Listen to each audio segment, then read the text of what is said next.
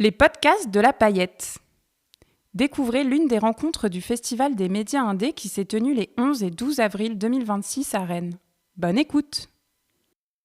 Bonjour à tous et toutes. Je vais commencer peut-être par introduire les deux personnes qui sont de part et d'autre de moi-même. On va commencer par Théo Cyr. Théo Cyr, tu es donc journaliste et à Basta et responsable Tout à fait, du portail des médias indépendants. tout à fait. Et donc à ma gauche, c'est Jean-Marie Le Forestier, qui est donc journaliste et qui s'occupe de la presse libre.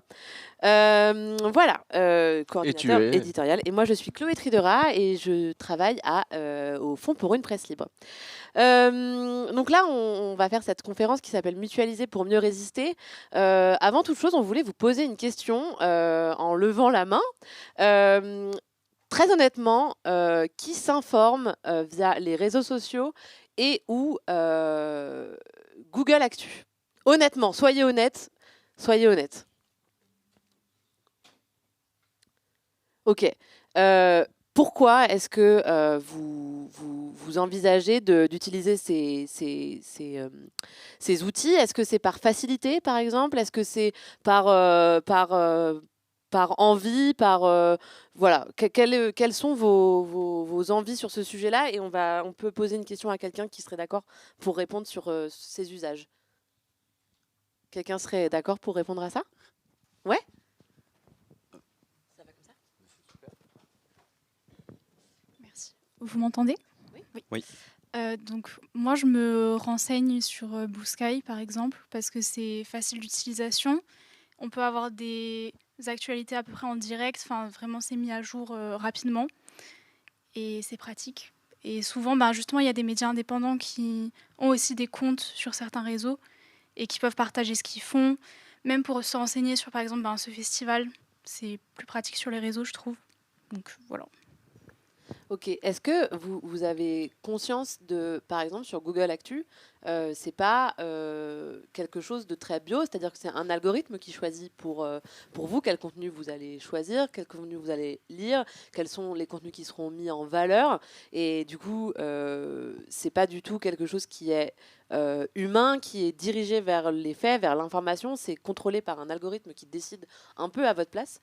Et les deux projets qu'on va vous présenter aujourd'hui sont l'illustration claire de ce que peut produire le manque de contrôle de la diffusion de l'information et de comment est-ce que les médias indépendants ont devoir presque nécessité aussi surtout de créer des espaces de mutualisation parce que, et des endroits pour diffuser l'information parce que ces endroits de diffusion leur échappent.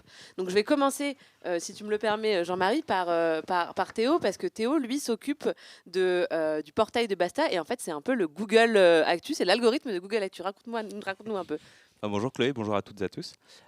Donc oui, effectivement, donc moi je travaille à Basta, donc je suis journaliste à Basta. Donc pour certains, j'imagine que vous connaissez peut-être cette rédaction uniquement en ligne, en accès libre.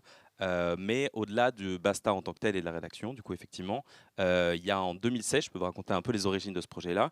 On a décidé en fait de créer, c'était après les élections européennes de 2015, il y avait une grosse vague du Rassemblement national et la réflexion de l'équipe de Basta, c'était de se dire c'est marrant parce que, enfin c'est marrant, non ça l'est pas, mais parce qu'il y a beaucoup de médias traditionnels, mainstream, qui en fait faisaient beaucoup écho aux victoires du RN et en fait qui discutaient justement avec des gens qui les interviewaient.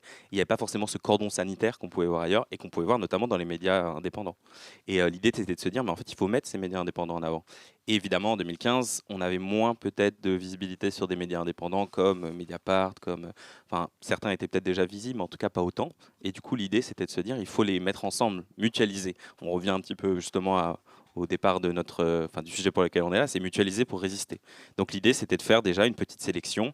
On sélectionne quelques articles, c'est des journalistes qui décident tel article est intéressant et des médias indépendants surtout.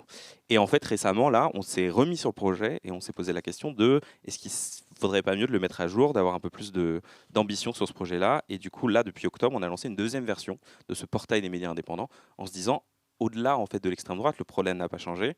On se retrouve aussi avec un manque de contrôle qui est lié aux algorithmes. Et c'est pour ça que Chloé vous en parlait, c'est qu'effectivement, on a quelque chose où l'actualité nous vient.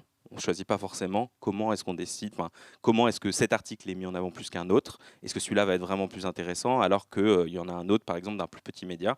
Certes, il y a une seule ou deux personnes qui bossent dedans, mais en soi, il va peut-être y avoir justement un angle nouveau. Donc là, nous, effectivement, on répond un peu à ce truc-là. On s'est dit, est-ce qu'on ne mettrait pas aussi les médias indépendants ensemble, sous un format plus d'une sorte de Google Actu, mais sans algo, avec des journalistes qui travaillent dessus et en mettant en avant pas que Basta, parce que du coup, c'est un média qui est financé, c'est un format qui est financé par Basta.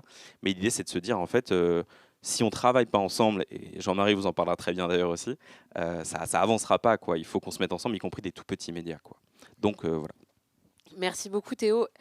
Avant de parler de la presse libre, j'ai une petite question. Comment toi tu travailles quand tu es avec ce portail des médias indépendants, quand tu dois faire ta sélection des articles? Quels sont tes critères et comment tu travailles et combien de temps ça te prend aussi? Le temps, ça c'est aussi un enjeu. Je vais commencer par le temps parce qu'effectivement c'est le plus gros enjeu. Que ce soit le projet du portail des médias indépendants ou que ce soit n'importe quel projet qui cherche en tout cas à mutualiser ce truc-là ou à mettre en avant plein de médias indépendants ensemble, c'est sûr que on ne prétend pas remplacer un algorithme parce qu'on ne pourra jamais remplacer un algorithme malheureusement. Il y a une automatisation du truc et une lecture automatique de tous les articles que nous, on ne peut pas faire en tant qu'humain. Moi, quand je travaille, du coup, je peux vous raconter un peu ma journée classique, ça prend beaucoup de temps et je ne peux pas tout lire, mais du coup, j'arrive sur un flux, on a un petit outil interne où on a tous les articles qui sont publiés par chronologie et je commence ma journée à lire et lire beaucoup d'articles. Parfois lire aussi en diagonale, malheureusement aussi, on fait aussi en format, on va regarder d'abord quel est l'angle, est-ce que l'angle par exemple va être plus intéressant qu'un autre angle ou prend un pas de côté de ce qu'on a lu d'habitude dans les médias traditionnels. Donc le travail, c'est avant tout en fait des habitudes de rechercher entre guillemets la perle rare. On a un peu des critères, on se dit qu'est-ce qui donne une plus-value en fait à l'actualité. Je pense que si vous êtes ici toutes et tous, c'est aussi pour ça, c'est qu'en fait on s'intéresse aux médias indépendants pour les valeurs qu'ils portent, mais cette valeur, c'est aussi la plus-value de ce qu'ils apportent dans l'information. C'est-à-dire que ça va être un point de vue où on sait qu'il ne va pas être problématique en termes de déontologie, de règles, de je sais pas. Donc on a des critères un petit peu qu'on s'est fixés, qu'on pense à peu près représentatifs, que ce que les gens attendent, quoi. Autant de gratuits que de payants, des formats différents, de la grosse actualité, mais c'est intéressant aussi de mettre en avant cette petite enquête moins connue, quoi. En parlant de payants, je me tourne vers Jean-Marie Le Forestier. Est-ce que tu peux nous parler un petit peu de ce qu'est la presse libre et quelle est cette... alors, ça a été beaucoup cité comme étant le Netflix de la presse indépendante, le Spotify de la presse indépendante, et c'est marrant de... C'est là qu'on précise que c'est pas nous qui avons osé l'expression. Hein. Elle nous a été accolée par des confrères journalistes qui voulaient décrire. Hein. Ouais, non, mais on oui. n'aurait peut-être pas eu cette prétention immédiatement, mais c'est l'idée. Ouais, c'est très rigolo de se dire que ce sont ces grandes entreprises américaines qui deviennent nos références en fait. Et du coup, c'est pour ça que c'est intéressant de se poser la question. C'est quoi la presse libre alors? La presse libre, c'est une réaction. C'est une réaction à deux agressions simultanées. La presse, elle est soumise à deux agressions différentes. Celle des milliardaires, qui se piquent de presse pour autre chose que d'informer les lecteurs, et celle des plateformes, on en a suffisamment parlé à l'instant, qui essayent de nous enfermer dans des bulles informationnelles, de promouvoir un certain nombre de contenus. Il n'y a qu'à voir la manipulation aussi qui est possible et les algorithmes qui sont viciés. Hein. On peut penser aux élections en Roumanie, par exemple, et à l'influence de TikTok sur le résultat d'élections annulées en Roumanie. Et on pourrait prendre plein d'autres exemples pour montrer ça. Et donc, quand on subit une agression, le premier réflexe, c'est une forme de sidération. C'est-à-dire qu'on a vu s'accélérer ces deux phénomènes-là devant nous, journalistes, et nos rédactions, les travaux des médias indépendants être petit à petit invisibilisés, notamment la presse en ligne. Parce que ce sont des contenus clivants, des contenus haineux qui ont été promus, ou alors le fait qu'on ne veuille plus mettre en avant l'information sur les réseaux.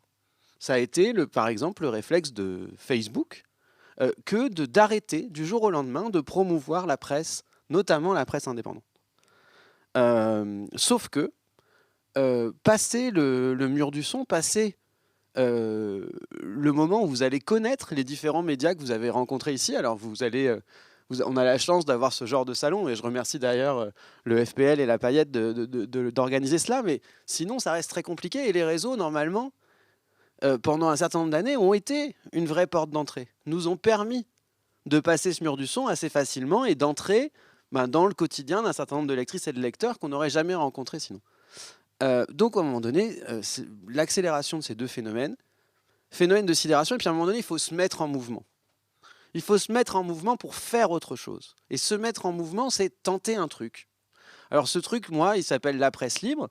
C'est un regroupement de 8 médias autour d'un abonnement et d'une plateforme commune, en disant, on va essayer de créer une safe place, un endroit sûr de l'information, un endroit où vous savez que vous avez plusieurs sources, mais toutes répondent à des critères déontologiques, à des critères d'indépendance, et à une certaine façon de faire du journalisme, c'est-à-dire celle qui privilégie les faits aux opinions, où vous ne trouverez pas de tautologues, des plateaux télé qui le lundi sont spécialistes de la guerre en Ukraine et le mardi de spécialistes du Covid. Ça n'existe pas dans nos médias, et c'est peut-être aussi bien comme ça.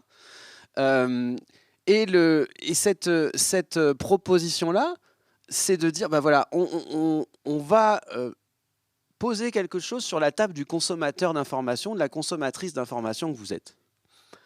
Moi, je suis né il y a 39 ans, je fêtais mon anniversaire hier. Il y a 39 ans, manger bio, local, etc., était le fruit de quelques-uns. Et à un moment donné, on a dit, il y a des endroits pour se nourrir autrement, pour que cette réflexion émerge. Et nous, on fait la même chose. On a créé les magasins bio et éthiques de la presse. Et on vous dit maintenant, changez votre comportement. Vous avez arrêté de manger des fraises en hiver, arrêtez de bouffer du Google Actu. Arrêtez de vivre branché à CNews, à BFM, dont on sait que ce qui est servi est vicié. Donc voilà, nous on a ouvert notre échoppe et on vous dit venez.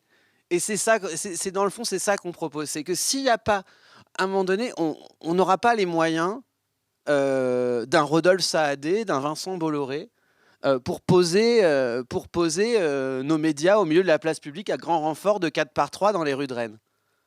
Ça ne va pas être possible. Par contre, si, à l'issue de cette journée au Festival des médias indépendants, vous devenez des ambassadeurs et vous vous dites, moi aussi, je vais changer ma façon de consommer l'info, je vais m'orienter vers ces magasins bio et équitables de l'info, on va ensemble faire un mouvement. Donc voilà, c'est ça. On tente des trucs. On prétend pas que c'est la bonne solution, mais on essaye de montrer un chemin. Dire, on n'est pas obligé de rester enfermé dans ces espaces-là. Quand on est éditeur de presse, il y a un enjeu qui est celui d'adresser ce qu'on écrit, parce que en fait, s'il n'y a personne pour nous lire, ça n'a pas d'intérêt, et surtout de diffusion de l'information et d'intérêt de contre-pouvoir. L'intérêt aussi de la presse libre, c'est de proposer un abonnement unique, et du coup, ça me permet de poser une question au public. Est-ce que vous êtes abonné à des médias indépendants et vous payez pour ces médias indépendants? Est-ce que vous pouvez lever la main? Oh là là, vous êtes des consommateurs de presse indépendante géniaux et génial. J'aimerais poser une question en plus. Bien sûr. Levez la main aussi si vous payez pour plus de 3 médias différents. On est un peu moins nombreux. Et c'est normal aussi, je suis d'accord. Mais... Ouais, et c'est un enjeu pour les lecteurs et les lectrices de pouvoir d'achat un petit peu.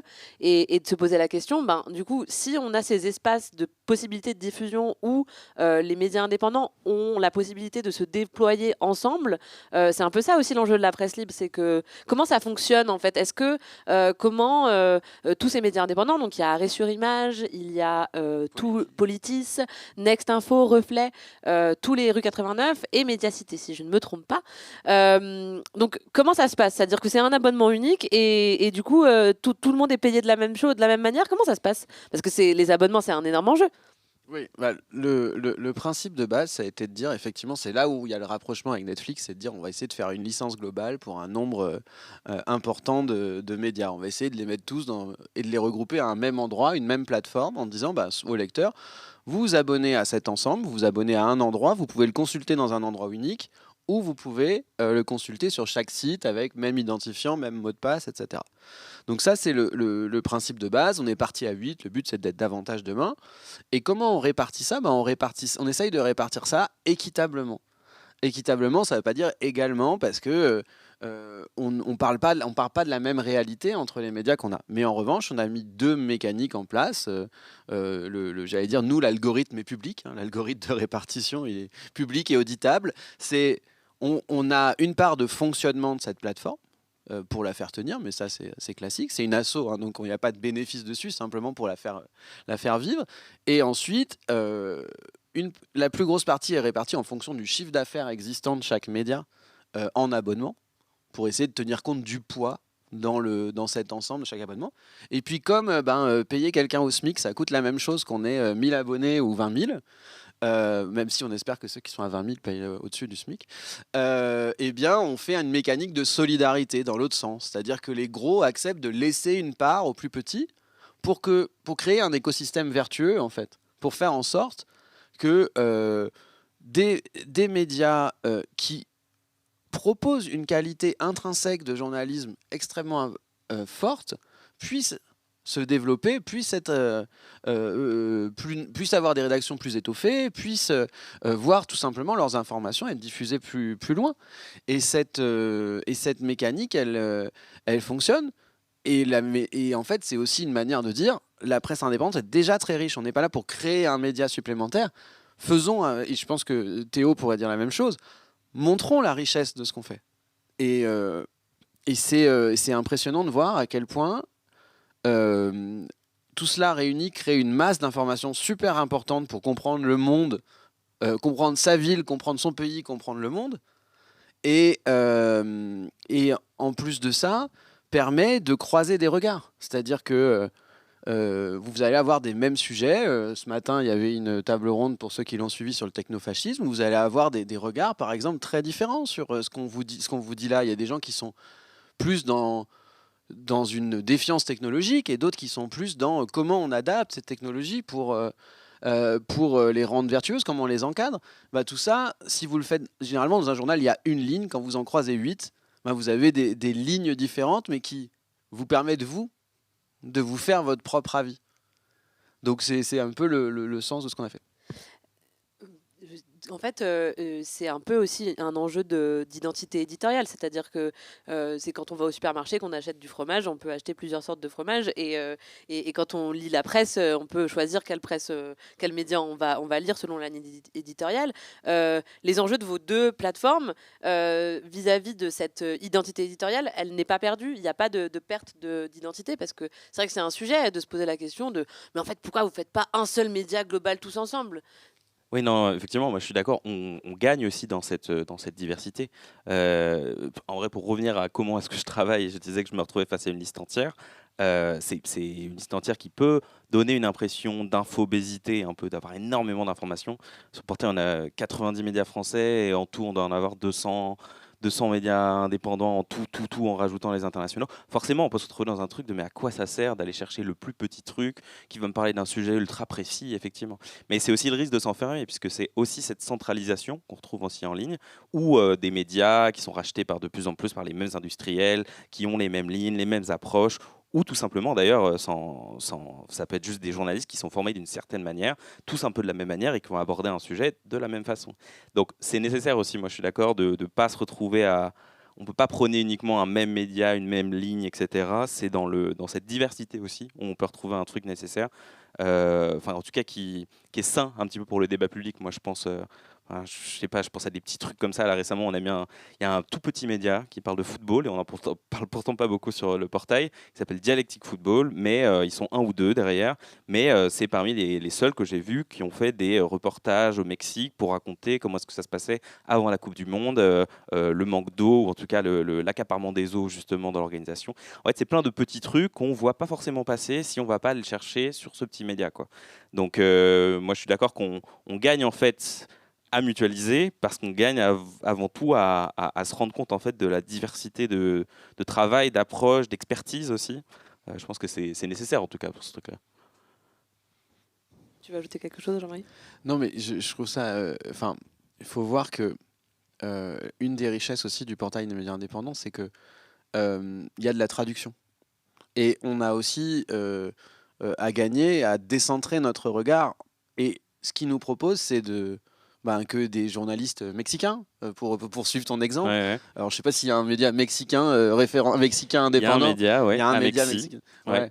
Et là, voilà, je trouve ça aussi important parce que ça permet de lire autrement qu'avec un regard franco-centré sur certains sujets, quand bien même on a tous nos biais, quand bien même on a une démarche honnête dans la façon dont on travaille. Et voilà, moi, c'est peut-être ça que je trouve le plus intéressant. Alors, moi, je suis pas le bon exemple parce que je lis déjà beaucoup de ces titres-là, mais des titres francophones en tout cas. Mais là, c'est la richesse supplémentaire, j'allais dire, que je trouve chez vous, quoi. Ouais, non, mais je suis d'accord, c'est vrai que, et nous c'était un enjeu de se dire ça, parce que ça nous paraît intéressant de se dire effectivement, on va donner accès à des médias internationaux. On va essayer de leur proposer des angles dans des langues hongroises, dans des langues polonaises et des choses comme ça. Et à la fois, on propose des médias, et parfois d'ailleurs des angles ou des façons de traiter, qui sont très éloignés de ce que nous, et je m'inclus en fait en tant que lecteur français, de ce qu'on est habitué à consommer.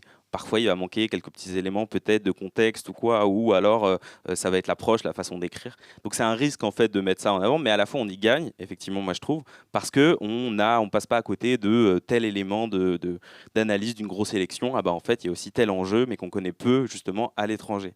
Et c'est ce côté-là où je trouve intéressant, c'est que du coup on revient à ce truc-là de la pluralité et de la nécessité en fait d'avoir cet accès-là, c'est avoir un réflexe de se dire avant tout, je vais aller m'intéresser aux gens qui s'y connaissent le mieux sur ce sujet. En fait, ça permet justement de compléter énormément la façon dont on a de consommer la formation, quoi. Donc, pour moi, c'est central, ouais, je suis d'accord.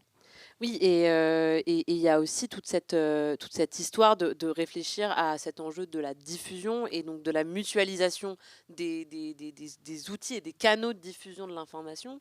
On en parlait tout à l'heure, mais en fait, des plateformes comme Google, des plateformes comme Meta ont énormément d'argent.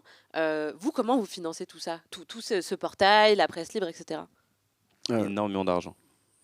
Oui, mais alors énormément d'argent, non pas vraiment, mais ce qu'on peut dire là-dessus, c'est que effectivement, on a un paradoxe dans tout ça, c'est que nos moyens ne nous permettent pas réellement de nous passer nous des plateformes pour essayer de vous atteindre.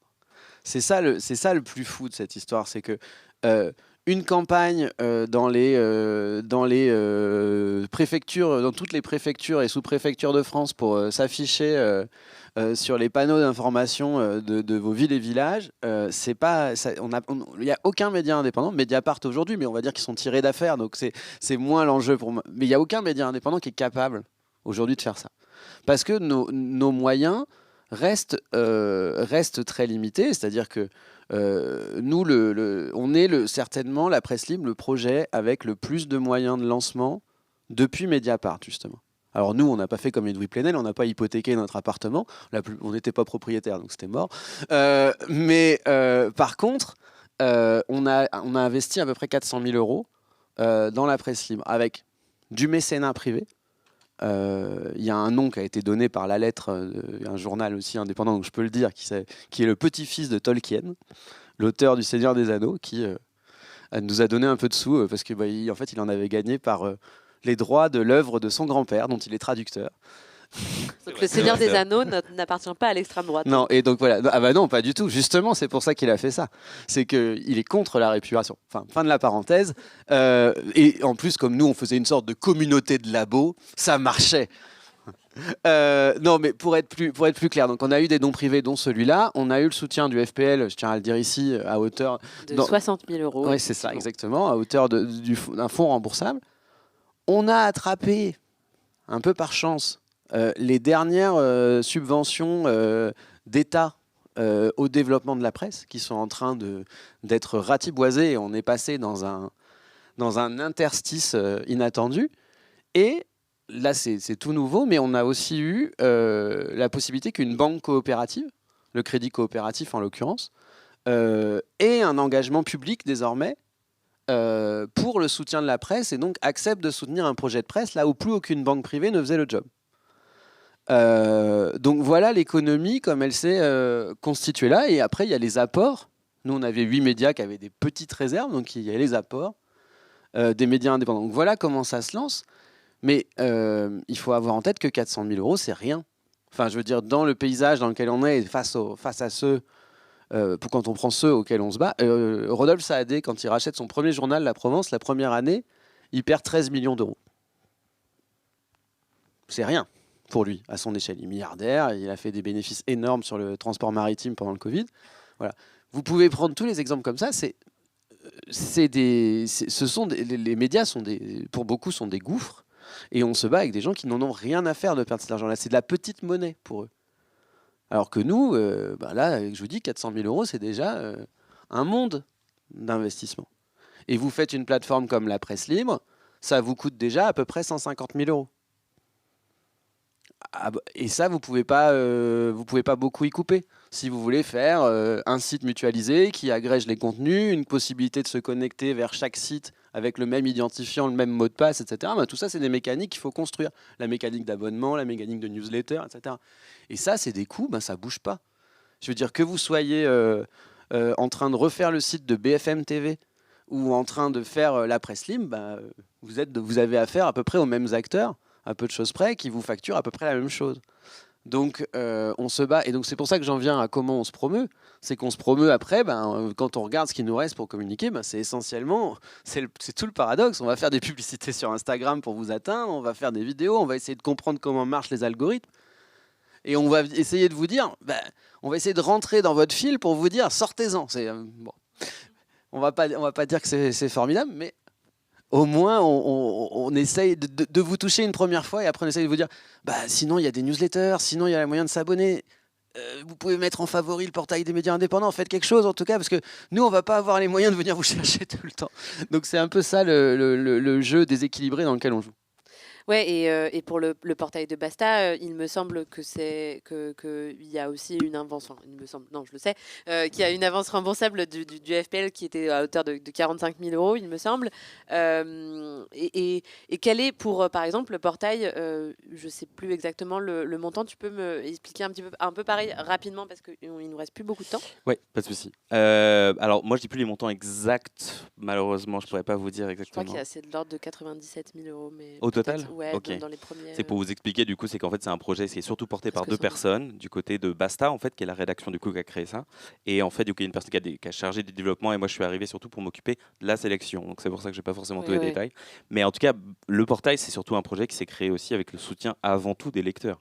Moi, je soulignais ça aussi parce que c'est aussi un élément super important, en fait, justement, de la mutualisation. C'est qu'en fait, mutualiser, se renforcer, justement, en tant que média indépendant, c'est aussi mettre les gens qui soutiennent ces médias indépendants, les faire marcher dans le même sens, ou en tout cas qu'ils identifient mieux aussi quel projet porter, s'ils veulent justement renforcer un petit peu cette cohésion, quoi.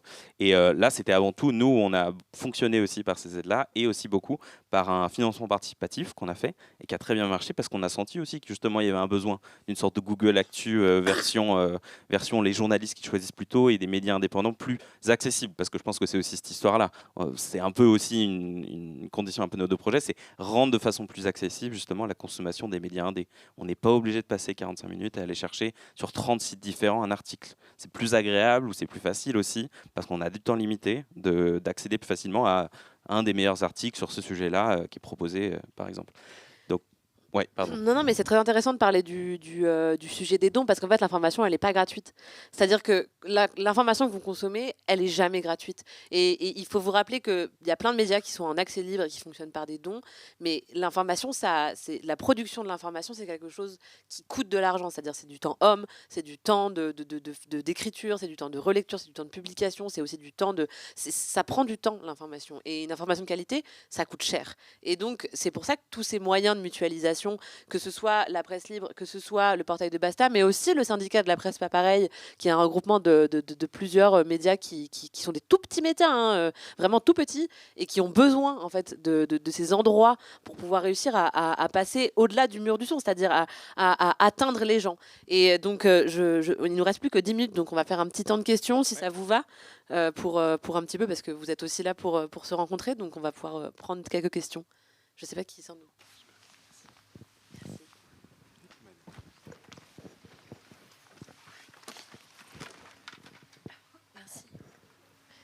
Justement, quand vous parliez du principe d'économie que vous présentez, Quelle est la part justement sur les taux de participation ou quand on s'abonne, quand on s'abonne, on donne un peu de sous sur la participation. Est-ce que ça aide vraiment sur le fait que ça rend l'économie plus vertueuse? Enfin, quelle est la part justement en termes économiques de la participation et des abonnements?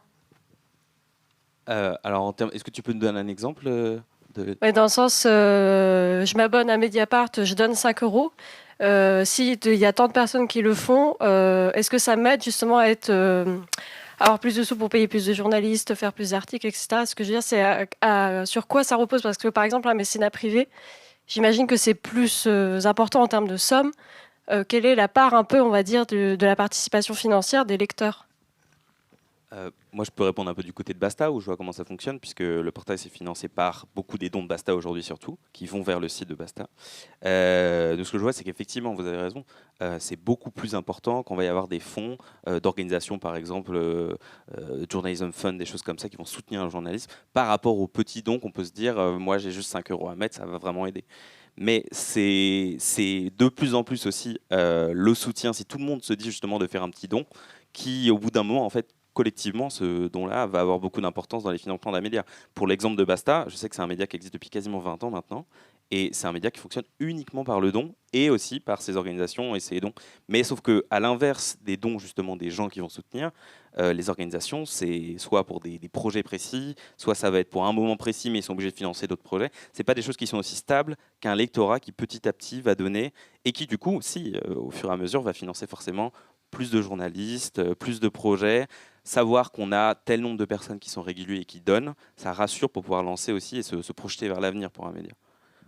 Et ce qu'on peut ajouter, c'est qu'il faut distinguer en fait ce qui est de l'ordre du fonctionnement et ce qui est de l'ordre de l'investissement. Moi, quand je disais 400 000 euros, c'est de l'argent qui est investi. C'est-à-dire que c'est de l'argent qui sert à développer le projet. Mais pour que le projet soit pérenne, ça ne passe que par un modèle économique stable. Nous, on n'a pas vocation à lever des fonds tous les ans auprès de tel ou tel organisme. On investit pour créer une plateforme qui doit rencontrer votre intérêt.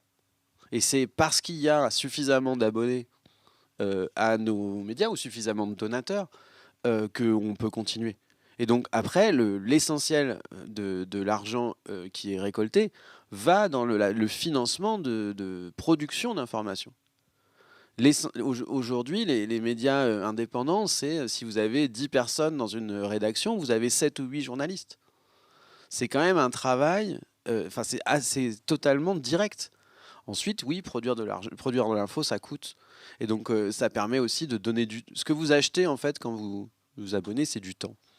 Le temps que vous n'avez pas, vous, pour contrôler les institutions qui régissent votre quotidien, eh ben, vous l'achetez en payant des journalistes qui, eux, ont le temps d'aller faire ce travail de vigie démocratique. C'est assez concrètement ça. Et le journaliste, c'est une sorte de super citoyen qui a le temps de passer le temps à faire ce rôle de contrôle démocratique, notamment, et de le faire à votre place, en votre nom.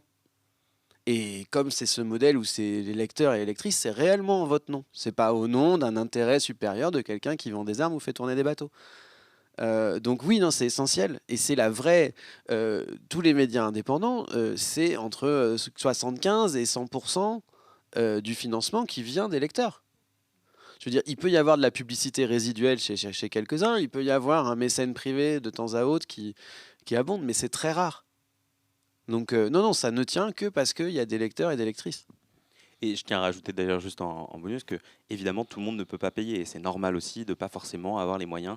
Vous le leviez à la main tout à l'heure, effectivement tout le monde ne peut pas payer les 5-10 médias, c'est normal. On sélectionne aussi, on choisit, on fait en fonction des mensualités qu'on a, et ça on le sait aussi. Mais c'est aussi pour ça qu'il y a beaucoup de médias indépendants qui ont des contenus aussi en accès libre et nous je sais qu'on fait aussi cet équilibre avec le portail, on se donne toujours une moitié d'articles gratuits parce que c'est inévitable, personne ne pourra financer tout seul les médias indépendants, mais c'est petit à petit, c'est toujours se dire que le petit truc n'est jamais inutile en tout cas, c'est sûr.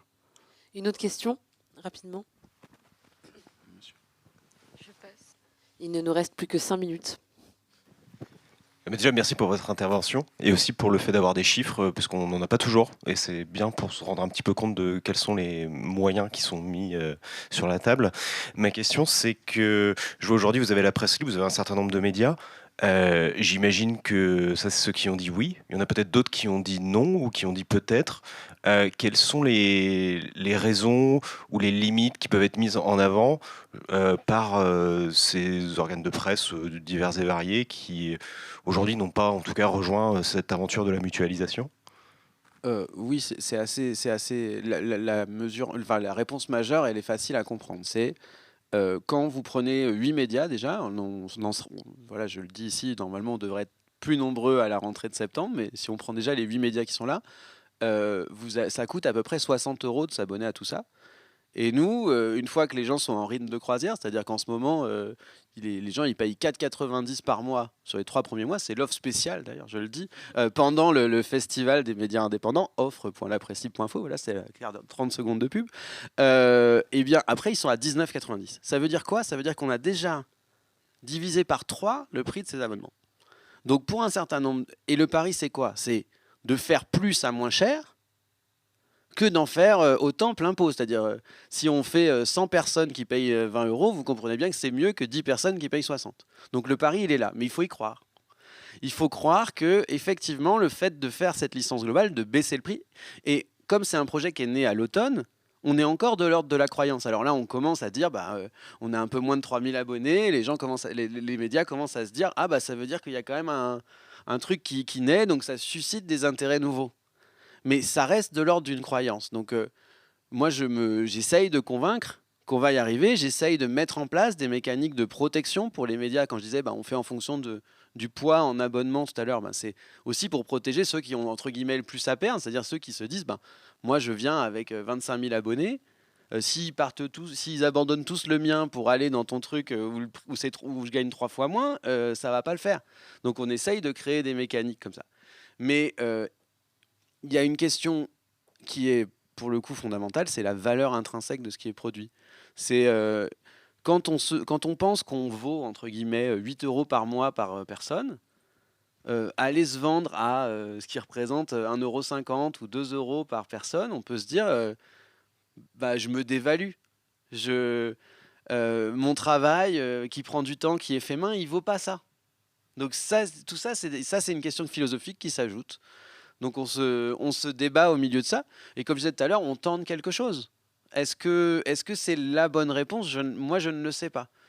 En tout cas, ce que je sais, c'est que dans le pays dans lequel on vit, avec l'extrême droite qui avance, avec les agressions dont je parlais tout à l'heure, il vaut mieux être en mouvement.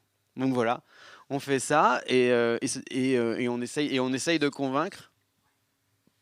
On a le temps pour une dernière question où il va falloir avoir une réponse en mode voilà. Juste une petite question. Non. Alors je crois qu'on me dit dans l'oreillette que c'est pas possible. Mais de toute façon, vous pouvez les retrouver à leur stand. Ce sont des personnes formidables. Rendez-vous compte que vous avez devant vous des personnes qui résistent et qui sont là à minuit moins 10. Parce que en fait, quand on est prêt à minuit 2, en fait, c'est trop tard.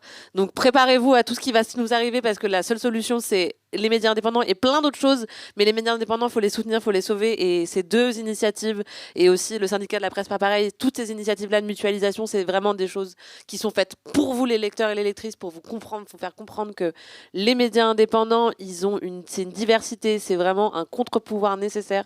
Et comme disait Edoui Plenel, tout ça nous oblige. Et si la presse indépendante n'était pas là, il y a plein de choses que vous n'auriez jamais su. C'est d'utilité publique, tout ça là. Donc voilà, croyez en leurs rêves, Béliève, comme on dit. Voilà.